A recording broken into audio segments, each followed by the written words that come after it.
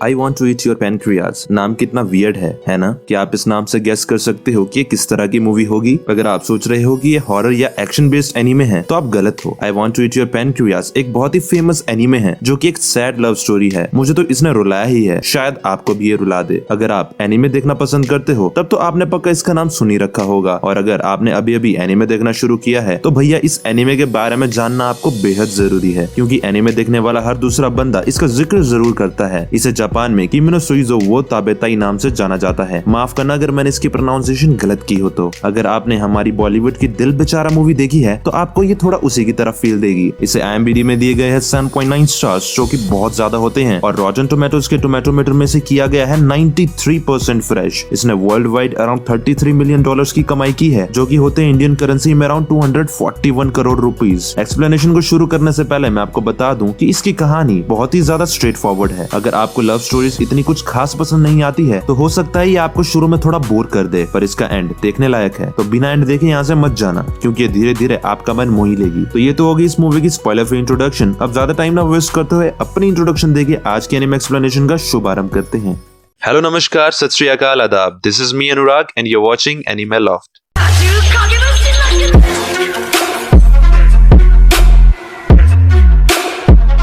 कहानी की शुरुआत में हम किसी साकुरा नाम की हाई स्कूल गर्ल की फ्यूनरल देखते हैं। उस लड़की का एक क्लासमेट जिसका नाम हारुकी शिगा होता है, वो उसकी फ्यूनरल में नहीं गया होता। वो अपने फोन पर उसे किया गया अपना आखिरी मैसेज देखता है और कहता है कि पता नहीं मरने से पहले उसने मेरा ये मैसेज पढ़ा भी होगा या नहीं। इसके बाद उसे अपनी उस लड़की के साथ बिताई हुई एक मेमोरी याद आ जाती है, जहाँ हम देखते हैं कि जब एक दिन वो लाइब्रेरी में था तब उस लड़की ने उसे कहा था कि मैंने कल टीवी में सुना कि अगर हमें लीवर की प्रॉब्लम हो तो हमें लीवर खाना चाहिए, और हमें स्टमक की प्रॉब्लम हो तो हमें स्टमक खाना चाहिए। इससे हमारी बॉडी का वो खराब पार्ट ठीक हो जाता है। पर शायद तुम ही हो जिसे मैं ये पूछ सकती हूँ कि, जिस पर वो कहता है कि क्या।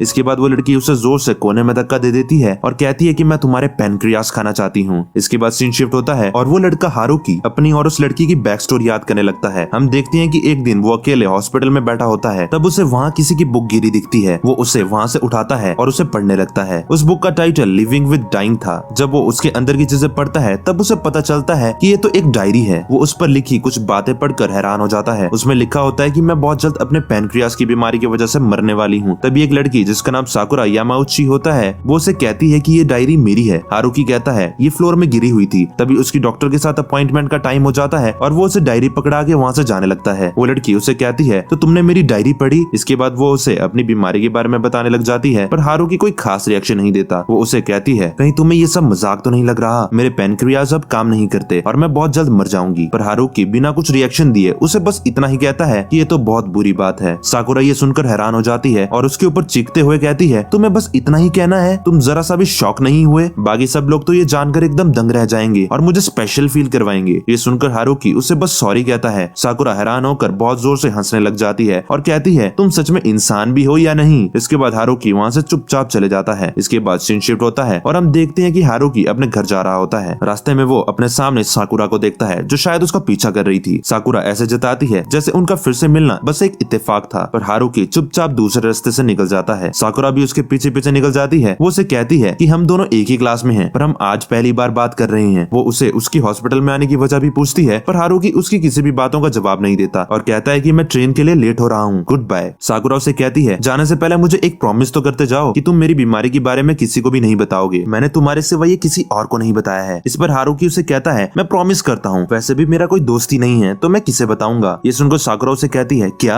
तुम्हारा कोई दोस्त ही नहीं है? क्या तुम मेरे मरने तक मेरे दोस्त बनना चाहोगे? हारुकी उसे मना कर देता है। इसके बाद साकुरा वहाँ से चली जाती है। हारुकी भी सोचता है कि आज के बाद वो फिर कभी उसे बात नहीं करेगा, और शायद किस्मत को कुछ और ही मंजूर था। हारुकी स्कूल लाइब्रेरी में काम करता था। कुछ दिनों बाद वो और साकुरा फिर से लाइब्रेरी में मिले, क्योंकि साकुरा उसकी इस काम में नई पार्टनर थी। हारुकी उसे कहता है कि तुम्हें बुक्स रीड करना पसंद भी है। मुझे नहीं लगता कि तुम अपनी बाकी की बची जिंदगी यहाँ इस लाइब्रेरी में बिताना चाहोगी। साकुरा उसे कहती है तो मुझे फिर और क्या करना चाहिए? इस पर हारुकी उसे कहता है मेरे हिसाब से तुम्हें इससे अच्छा अपने क्रश से मिलना चाहिए, उसके साथ समय बिताना चाहिए, या फिर विदेश घूमने जाना चाहिए। ये सुनकर साकुरा पूछती है कि क्या तुमने अपने बारे में भी सोचा है कि तुम मरने से पहले क्या क्या करना चाहते हो? हारुकी कहता है हाँ, मैंने कुछ चीजें सोच रखी है। जिस पर साकुरा उसे कहती है तो तुम भी यहाँ क्या कर रहे हो? क्या पता तुम कल को मर जाओ। मरना तो एक दिन सभी को है ही, पर कोई भी ये नहीं बता सकता कि कौन कब मरेगा। और साथ ही वो ये भी कहती है कि मुझे ये आम चीजें करने में भी उतना ही मजा आता है जितना कुछ और करने में। इसके बाद वो उसे बताती है कि उसने अपनी लिविंग विद डाइंग में कुछ ऐसी चीजें लिख रखी है जो वो मरने से पहले पूरी करना चाहती है, और वो ये सब अकेले नहीं बल्कि उसके साथ पूरा करना चाहती है। हारुकी उसे मना कर देता है, पर साकुरा उसे कहती है कि तुमने ही तो कहा था कि मुझे वो सब करना चाहिए जो मैं करना चाहती हूँ। हारुकी आनाकानी करता है, पर साकुरा जिद करने लग जाती है। इसके बाद सीन शिफ्ट होता है और वो उसे अपने फेवरेट रेस्टोरेंट में लाती है जहाँ सबसे टेस्टी ऑर्गन मीट मिलते हैं। वो पैनक्रियाज, स्टमक और हार्ट का ऑर्डर देती है क्योंकि उसे ये सब बहुत टेस्टी लगते हैं। उफ, ना जाने बाहर के लोग क्या क्या खाते हैं। इसके बाद वो उसके साथ खूब गप्पे मारती है और बताती है कि जिस टीवी शो की उसने पहले भी बात की थी, उस टीवी शो से उसे एक और बात पता लगी है कि फॉरेन कंट्री के लोग ये मानते हैं कि अगर तुम्हें कोई खा लेता है तो तुम्हारी सोल उसके अंदर जिंदा रहेगी। जिस पर हारुकी उससे कहता है कि किसी और को जाके ढूंढो, तुम्हारी सोल मेरा जीना हराम कर देगी। इसके बाद वो उसे कहती है कि मैंने तुम्हें कभी किसी और के साथ क्लास में बैठे नहीं देखा, मुझे नहीं लगता कि तुम्हारे बारे में कोई कुछ जानता भी होगा। जिस पर हारुकी उसे कहता है उन सबको लगता है कि मैं बहुत बोरिंग हूँ, मेरे पीठ पीछे मेरे बारे में कोई क्या सोचता है ये सोचना तो मेरी जैसे हॉबी बन गई है। साकुरा कहती है तुम्हें क्या लगता है मैं तुम्हारे बारे में क्या सोचती होगी? हारुकी कहता है जैसा बाकी सब सोचते होंगे, बस एक बोरिंग लड़का या फिर वो शख्स जो तुम्हारे सारे सीक्रेट्स जानता है। साकुरा कहती है हाँ शायद। इस पर हारुकी कहता है मुझे अब इन चीजों से ज्यादा फर्क नहीं पड़ता, मेरे लिए मेरे परिवार के बाद कोई दूसरा इंपॉर्टेंट नहीं है, इसलिए मुझे बाकियों में दिलचस्पी ही नहीं होती और ना ही बाकियों को मुझ पर। ये सुनकर साकुरा गुस्सा हो जाती है और कहती है मैं किसी ऐसे शख्स को कभी अपने साथ खाने पे इनवाइट नहीं करती जिसकी मुझे परवाह ही नहीं होती, और तुम्हारे कहने का मतलब ये है कि मैं भी तुम्हारे लिए कुछ नहीं हूँ, तुम तो मेरी बेइज्जती कर रहे हो।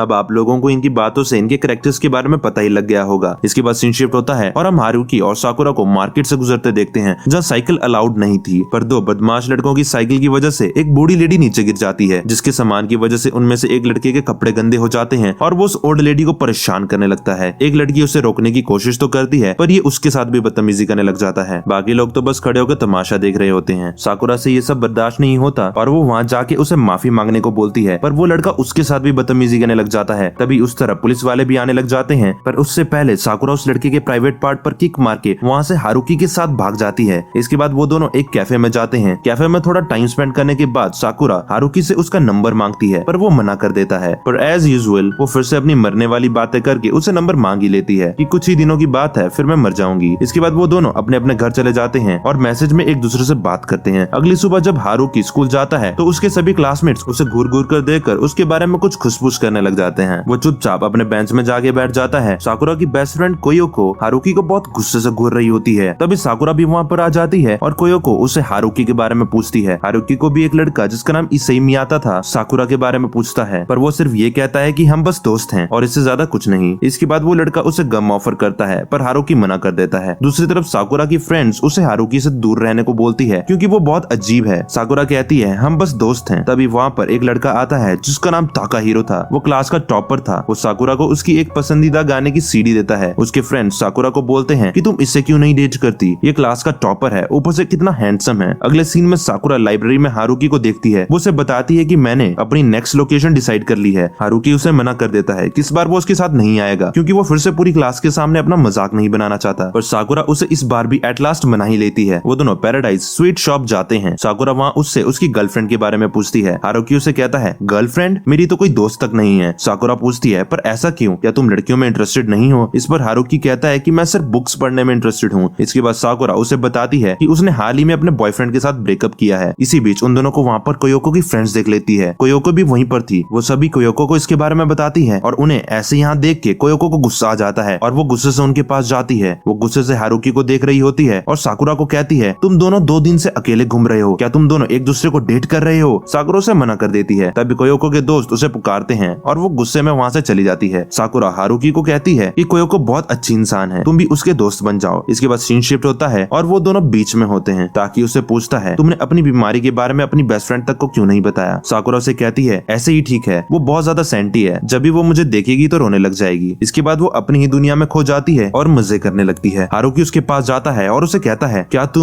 तुम सच में मरने वाली हो? साकुरा मुस्कुराते हुए कहती है हाँ बिल्कुल। इसके बाद वो उसे कहती है कि मैंने इसके बारे में सिर्फ एक तुम्हें ही बताया है, वो इसलिए क्योंकि तुम बाकी सबसे अलग हो, तुम कभी ओवर रिएक्ट नहीं करते, तुम हमेशा मेरे साथ नॉर्मल रहते हो। मेरी फैमिली हर छोटी से छोटी बात पर ओवर रिएक्ट करने लग जाती है और मुझे ना जताने का सिर्फ नाटक करती है। अगर मेरे दोस्तों को भी इस बारे में पता लग जाएगा तो वो भी ऐसा ही करने लग जाएंगे। बस एक तुम ही हो जो सच जानकर भी मेरे साथ नॉर्मल बिहेव करते हो, इसलिए तुम्हारे साथ घूमने में मजा आता है। इसके बाद हारुकी उसे कहता है मुझे लगता है तुम्हें एक बॉयफ्रेंड की जरूरत है। साकुरा उसे कहती है अगर मैं कहूँ कि तुम सही हो तो क्या तुम मेरी ये जरूरत पूरी करोगे? हारुकी ब्लश करते हुए कहता है आखिर तुम कहना क्या चाहती हो? साकुरा कहती है कुछ नहीं, जरूरी नहीं मेरी हर बात का कुछ मतलब हो। इसके बाद वो उसे कहती है कि हमेशा किताबें पढ़ने के बजाय लोगों के साथ थोड़ा वक्त गुजारा करो। इसके बाद स्कूल का अगला दिन दिखाया जाता है जहाँ इससे ही उसे फिर से गम ऑफर करता है और हारुकी हमेशा की तरह उसे मना करता है। इससे ही उसके और साकुरा के रिलेशन के बारे में फिर से उसे पूछता है और हारुकी फिर से यही कहता है कि हम बस दोस्त हैं। इसके बाद फिर से सीन शिफ्ट होता है और हम देखते हैं कि रात को हारुकी को साकुरा का कॉल आता है। साकुरा उसे ट्रेन में कहीं घूमने जाने को कहती है और अगली सुबह वो दोनों ट्रेन में कहीं घूमने निकल जाते हैं। साकुरा उसे कहती है कि मैंने घर में झूठ बोला है कि मैं कोयोको के साथ घूमने जा रही हूँ और हारुकी कहता है कि उसने भी घर में झूठ बोला है कि वो अपने नए दोस्तों के घर नाइट आउट पे जा रहा है। साकुरा अपनी डायरी लिविंग विद डाइंग में कुछ लिखने लग जाती है और हारुकी से उसका नाम पूछती है। हारुकी उसे उसका नाम उस डायरी में लिखने को मना करता है और कहता है कि मैं नहीं चाहता तुम्हारे मरने के बाद तुम्हारे पेरेंट्स को मेरे बारे में कुछ भी ऐसा वैसा पता चले। साकुरा कहती है बता भी दो, ये डेथ नोट थोड़ी है जो मैं इसमें तुम्हारा नाम लिखूंगी तो तुम मर जाओगे। हारुकी उसे अपना नाम बताता है। इसके बाद वो दोनों अपनी डेस्टिनेशन पहुंच जाते हैं। वो सारा दिन बहुत घूमते हैं, शॉपिंग करते हैं, खाते हैं, पीते हैं। दिन रात होने पर वो एक होटल में जाते हैं। होटल वाले साकुरा को कहते हैं कि यहाँ पर बस एक ही रूम खाली है। साकुरा पहले तो थोड़ा शॉक हो जाती है पर फिर खुश हो जाती है। वो रूम बुक कराकर ये हारुकी को बताती है। रूम में एंटर होते ही वो बहुत खुश होकर कहती है कि मैं तुम्हारे साथ सोने के लिए बहुत एक्साइटेड हूँ। हारुकी कहता है तुम पागल हो क्या, मैं सोफे पे सोऊंगा। साकुरा कहती है क्या,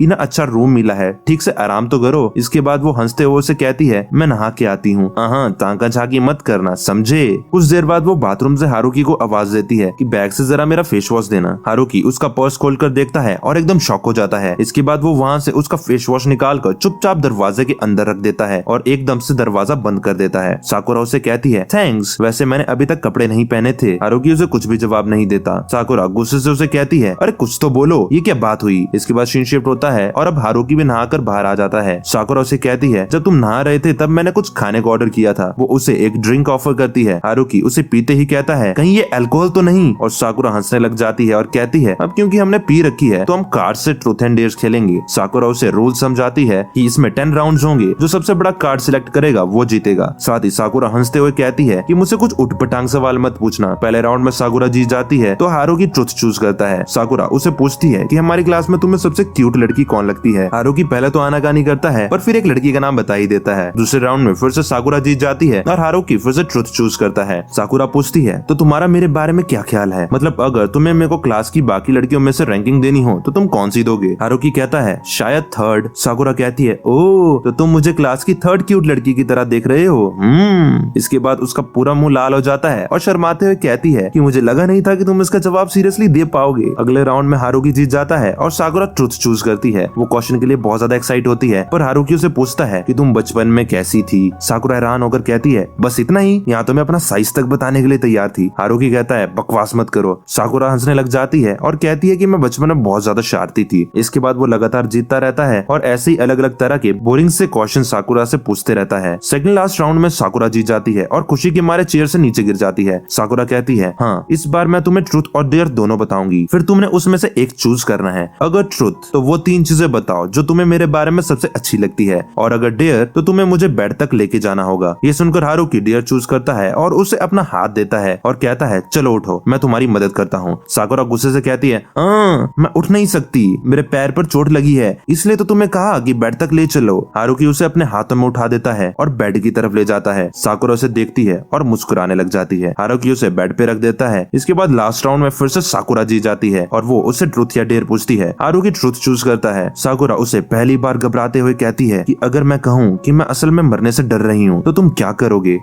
ये सुनकर हारुकी एकदम पॉज हो जाता है और वो वाली बात याद करता है जब वो साकुरा के पर्स से उसका फेस वॉश निकाल रहा था। वो पर्स खोलते ही देखता है कि अंदर ढेर सारी दवाइयां रखी हुई थी, जिसे देख के वो बहुत ही निराश हो गया था। हारुकी साकुरा को उसका जवाब नहीं देता और ट्रुथ की जगह डेयर बोलता है। साकुरा कहती है यहाँ पर आकर सो जाओ और कुछ मत कहना। इसके बाद वो दोनों बेड पे सो जाते हैं। कहानी को आगे बढ़ाने से पहले मैं आपको कुछ कहना चाहता हूँ कि अगर आपने अभी तक हमारे चैनल को सब्सक्राइब नहीं किया है तो अभी वीडियो को पॉज करके सब्सक्राइब बटन दबाकर लाल से ग्रे कर दो और साथ ही बेल आइकन को दबाना मत भूलना, क्योंकि हम ऐसी अलग अलग तरह की एनिमे एक्सप्लेनेशन वीडियोस लेके आते रहते हैं। अगली सुबह क्योको का साकुरा को कॉल आता है। क्योको उसे गुस्से से पूछ रही होती है कि तुम आखिर कहाँ और किसके साथ हो। तुमने अपने पेरेंट्स से झूठ कहा कि तुम मेरे साथ ट्रिप पे हो। उनका मुझे कॉल आया था, मैंने बड़ी मुश्किल से बात को समझकर हैंडल किया। तुम आखिर अकेली हो कहाँ। साकुरा कहती है मैं अकेली नहीं हूँ। क्योको उसे हैरान होकर कहती है क्या, तो तुम्हारे साथ कौन है। अब ये मत कहना तुम उसके साथ हो। साकुरा उसे कहती है मैं वापस आके तुम्हें सब बताऊंगी। क्योको उसे कहती है उसे बता देना कि अगर उसने कुछ भी उठपटांग करने की कोशिश की तो मैं उसे मार दूंगी। साकुरा फोन कट करके ये हारुकी को बताती है, पर वो उसे कहता है कि ऐसा तो तब होगा ना जब मैंने कुछ किया होगा। इस पर साकुरा कहती है कि क्योको से मरने के लिए बस बेड वाला इंसिडेंट बताना काफी है। इसके बाद सीन शिफ्ट होता है और जब वो फिर से स्कूल में होते हैं, हारुकी एक जगह अकेला होता है। तब वहाँ क्योको आ जाती है और उसे गुस्से में बहुत कुछ सुनाने लग जाती है। वो उसे कहती है, साकुरा बहुत नाजुक है, तुम्हें लगता है तुम उसका ख्याल रख भी पाओगे? आखिर वो तुम्हारे लिए है क्या? हारुकी बस चुपचाप खड़ा रहता है। क्योको गुस्से में उसका कॉलर पकड़ती है और कहती है, ऐसे आधे जज्बातों के साथ उसके पास जाना भी मत, और अगर तुमने उसे चोट पहुंचाने की कोशिश की तो मैं तुम्हें सच में मार दूंगी। इसके बाद सीन शिफ्ट होता है और हम साकुरा और हारुकी को लाइब्रेरी में देखते हैं। हारुकी क्योको वाले इंसिडेंट के बारे में उसे कुछ भी नहीं बताता। साकुरा उसे आज अपने घर पर इनवाइट करती है क्योंकि उसके पेरेंट्स आज घर पर नहीं होते। हारुकी मना कर देता है, पर साकुरा उसे एक बुक का लालच देती है जो हारुकी ने अभी तक पढ़ी नहीं होती। थोड़ा आनाकानी करने के बाद वो एट लास्ट मान ही जाता है। इसके बाद साकुरा के घर का सीन दिखाया जाता है जहाँ वो दोनों गेम खेल रहे होते हैं। हारुकी बुक के बारे में पूछता है, पर साकुरा कहती है, तुम्हें इतनी भी क्या जल्दी है? इसके बाद साकुरा उसे पूछती है कि क्या तुम गर्लफ्रेंड नहीं चाहते? हारुकी कहता है, मुझे चाहिए भी नहीं और मुझे मिलेगी भी नहीं। साकुरा थोड़ा पॉज लेके कहती है, चाहे जो कुछ भी हो तुम मुझे अपनी गर्लफ्रेंड की तरह कभी नहीं चाहोगे, है ना?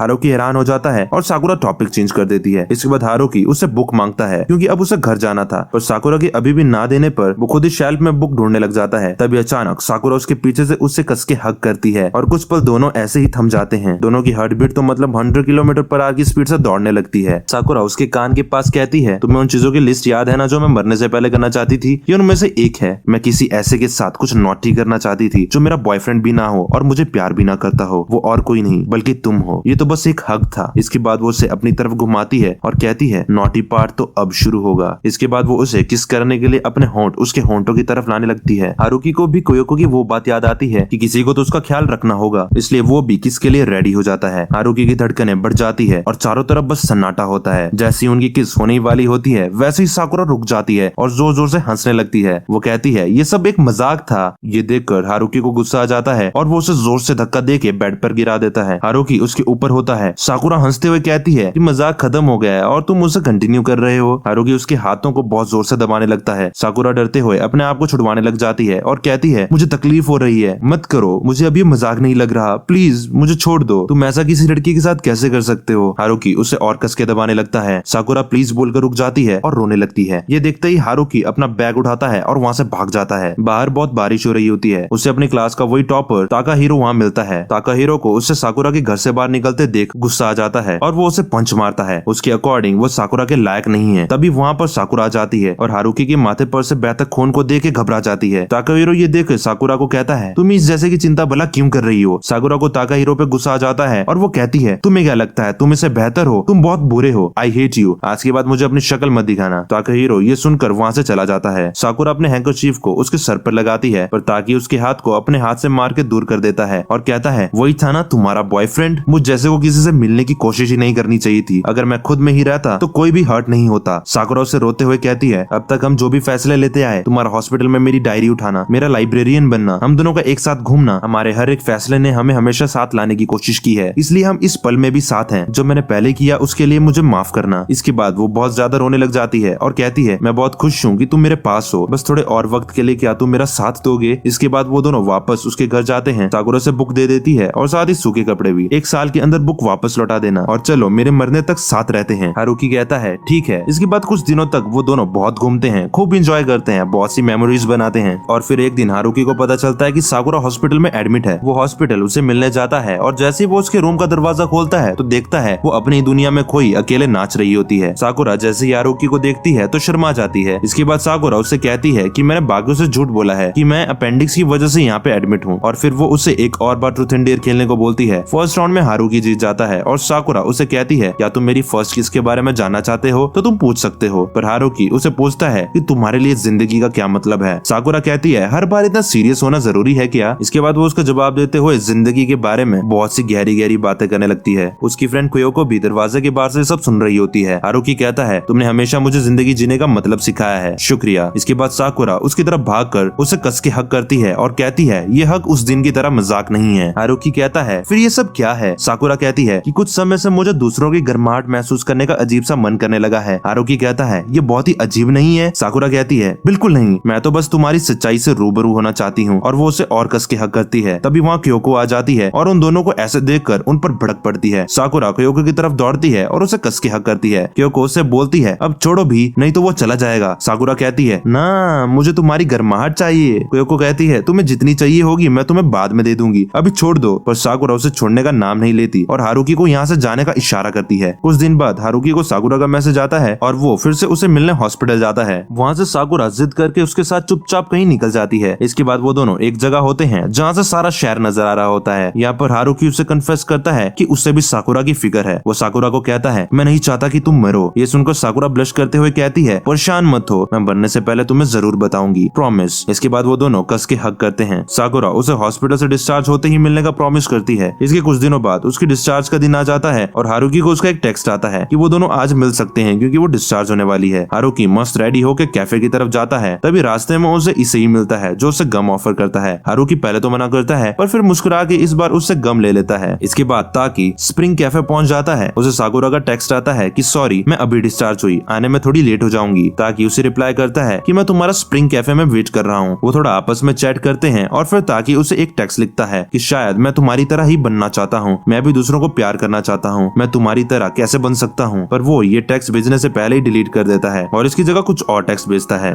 वेट करते करते दोपहर से शाम और शाम से रात हो जाती है पर साकुरा अभी तक नहीं आई होती, ना ही उसके लास्ट टेक्स्ट का उसे रिप्लाई आया होता है। जब कैफे के बंद होने का टाइम हो जाता है तब वो भी चुपचाप अपने घर लौट जाता है। घर में डिनर करते वक्त वो टीवी में एक खबर सुनता है कि गीताकुरु की एक सड़क पे गवाहों के मुताबिक 17 साल की एक लड़की जो पास के हाई स्कूल जाती थी, यामाउची साकुरा, उसे बेहोश बहुत ही गंभीर रूप से घायल पाया गया। हारुकी ये सुनते ही शॉक हो जाता है और उसकी धड़कनें बढ़ जाती है। टीवी में आगे बोला जाता है कि उसके सीने में चाकू घुसा हुआ था। गवाहों के अनुसार उसे तुरंत हॉस्पिटल ले जाया गया पर बाद में उसे मरा घोषित कर दिया गया। भागा हुआ अपराधी पकड़ा जा चुका है और उसने अपना जुर्म कबूल कर दिया है। ये सुनते ही ताकि की तो पैरों तले जैसे जमीन ही खिसक जाती है। ताकि एकदम सदमे में पॉज हो जाता है। उसे कुछ भी समझ नहीं आ रहा होता। उसके पेरेंट्स उसे पूछते हैं कि क्या हुआ, पर वो चुपचाप बिना कुछ बोले घबराते हुए अपने कमरे में जाने लगता है और सीढ़ियों पर गिर जाता है और रोने लगता है। हमें प्रेसिडेंट हारुकी की आवाज सुनाई देती है जो ये सब जो हुआ याद कर रहा था। वो कहता है कि उसने मुझे मरने से पहले बताने का वादा किया था जो उसने तोड़ दिया। मैंने भी उसे उसकी बुक वापस लौटाने का वादा किया था जो मैंने तोड़ दिया। वो मर गई। इसके बाद सीन शिफ्ट होता है और हम साकुरा की फ्यूनरल वाला दिन देखते हैं जहाँ उसकी बेस्ट फ्रेंड कोयोको बहुत बुरी तरह रो रही होती है। हारुकी वहाँ नहीं आया होता क्योंकि उसके पास इस सच को स्वीकार करने की हिम्मत ही नहीं थी। हारुकी कहता है कि उसकी मौत के 10 दिन बाद जाके मुझे होश आया, मुझ में सच्चाई को स्वीकार करने लायक ताकत आ गई थी। मैंने खुद को मजबूत किया इस कहानी के अंत को झेलने के लिए। इसके बाद वो साकुरा के घर जाता है और उसकी आत्मा की शांति के लिए प्रे करता है। वो उसकी मॉम को कहता है मुझे आपसे कुछ कहना था, मुझे उसकी बीमारी के बारे में पता था। वो एक डायरी रखती थी, लिविंग विद डाइंग, क्या आप मुझे उसे पढ़ने दे सकती हैं? साकुरा की मॉम रोते हुए कहती है तो वो तुम ही थे, मुझे काफी खुशी हुई कि तुम आए, मैंने तुम्हारा काफी इंतजार किया। इसके बाद वो उसे साकुरा की डायरी दे देते हैं और कहते हैं ये साकुरा ने तुम्हारे लिए ही छोड़ी थी। साकुरा ने मुझे उसके मरने के बाद ये डायरी उस खास इंसान को देने को कहा था जिसे उसकी बीमारी के बारे में पता हो। उसने कहा था कि शायद उसे मेरे अंतिम संस्कार में आने में डर लगे, पर चाहे कुछ भी हो वो इसे लेने एक दिन जरूर आएगा। इसके बाद हारुकी वो डायरी पढ़ने लगता है। उस डायरी में हारुकी की साकुरा के साथ बिताई हर एक यादें लिखी थी और साथ ही उसे और भी कई बातें जानने को मिलती है। उसे पता चलता है कि वो सामने तो हमेशा बहुत खुश रहती थी और जिंदगी की हर एक पल को जीती थी, जैसे उसे मरने से डर ही नहीं लगता, पर पीठ पीछे वो अकेले में बहुत रोया करती थी। और साथ ही उसमें लिखा था कि हारुकी को हक करके मुझे बहुत अच्छा फील हुआ था, मैं उसकी बाहों में बस रोने ही वाली थी कि तभी वहाँ कोयोको आ गई। बस यही सोचती हूँ कि काश वो दोनों दोस्त बन पाते। इसके बाद उसने लिखा था कि जब हारुकी ने मुझे कहा कि उसे मेरी परवाह है तब मैं बहुत खुश हो गई थी, इतनी खुशी कि मैं घर आके बहुत रोई। अब मैं अपने बच्चे वक्त को उसके साथ खुल के जीऊंगी। इसके बाद के सारे पन्ने खाली थे। हारुकी बुक बंद करने लगता है कि तभी साकुरा की मॉम उसे कहती है जरा ध्यान से देखो, उसने तुम्हारे लिए कुछ और भी लिख रखा होगा। हारुकी फिर से बुक चेक करता है तो उसे कुछ पन्ने छोड़कर फिर से बहुत सी बातें कहीं लिखी मिलती है। वहाँ साकुरा उसे कह रही होती है फाइनली कुछ तुम्हारे लिए, मैंने तुम्हारा नाम पूरी डायरी में कहीं नहीं लिखा है क्योंकि तुमने मना की थी। तो तुम कैसे हो, ये बुक अब से तुम्हारी है, मैंने ये पहले ही मॉम को बता दिया है। मैंने काफी लोगों के लिए इसमें मैसेज छोड़े हुए हैं, हो सके तो तुम उन लोगों को मेरे मैसेज दे देना। मुझे तुम्हारी फिक्र हॉस्पिटल में पहली बार मिलने से पहले से ही थी। मुझे खुशी है कि हम करीब आए। ऐसा समय कई बार आया जब मुझे लगा मुझे तुमसे प्यार है। तुम्हें याद है जब हमने हॉस्पिटल में ट्रूथ एंड डेयर खेला था? पता है तब मैं तुमसे क्या पूछती? मैं पूछती कि आज तक कभी भी तुमने मुझे मेरे नाम से क्यों नहीं पुकारा? क्या इसलिए क्योंकि तुम्हें पता था कि मैं मरने वाली हूँ तो तुम मेरा नाम लेने से डरते थे? मैं बस कुछ पल ही तुम्हारी जिंदगी में हूँ इसलिए तुम मुझे दोस्त या गर्लफ्रेंड बनाने से डरते थे, है ना?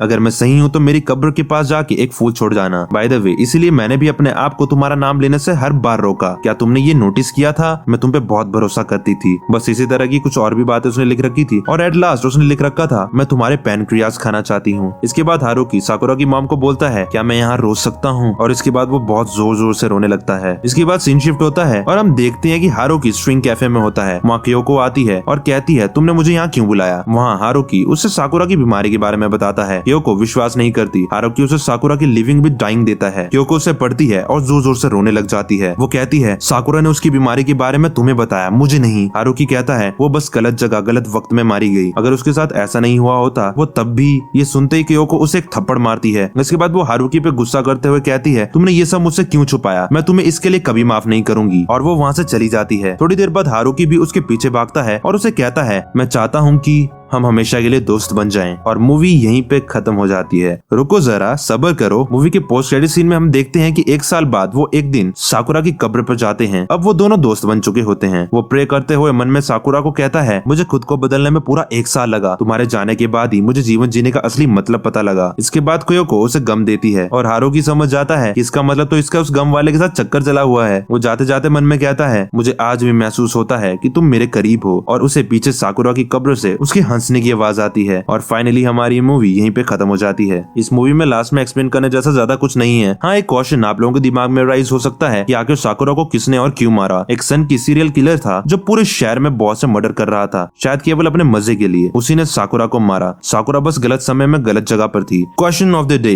क्या आपको पता है कि साकुरा की डायरी का टाइटल क्या था? अगर आप इस सवाल का जवाब जानते हो तो नीचे कमेंट सेक्शन में अपने आंसर जरूर बताएं। तो इसी के साथ हमारी आज की वीडियो यहीं पे खत्म करते हैं। अगर आपको हमारी आज की एक्सप्लेनेशन अच्छी लगी हो तो प्लीज वीडियो को लाइक करके अपने प्यारे दोस्तों के साथ शेयर जरूर कर देना, ताकि वो भी इस अनोखी लव स्टोरी के बारे में जान पाए। If you like this video then please leave a like and give your opinion in the comment section below. Till then see you in the next video. हर हर महादेव।